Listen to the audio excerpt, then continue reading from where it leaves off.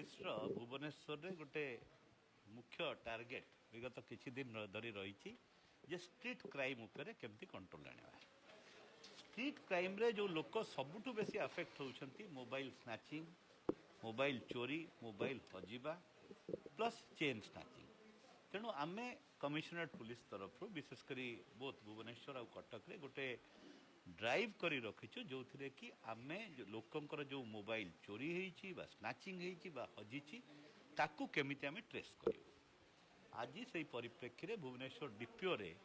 32 जन भद्र व्यक्ति और भद्र महिला को तांकर जो मोबाइल आमे आज फेरेइछु जदि आपण देखिबे एई वर्ष हमर जनवरी 1 रु एमती चारिटा ओकेजन रे more than 100 mobiles lawful owner को फेरा जाइछि ता व्यतीत जेतेबेले आमे इंडिविजुअल केस रे भी मोबाइल रिकवरी करूछु तुरंत कहना गोटे चोरी प्रॉपर्टीटा जेतेबेले विक्टिम फेरी पाए तापई सेटा गोटे बहुत भलो एक्सपीरियंस होता है तेणु आमर गोटे मुख्य लक्ष्य रही चोरी मोटरसाइकेल हो बा चोरी मोबाइल हो कहना आप देखो दुईटा जाक अपराध व्यवहृत होता है उदाहरण स्वरूप गतकाली आप जानी खंडगिरी थाना 9टी मोटरसाइकेल और 2 जन भेटरान मोटरसाइकेल लिफ्टर को धरी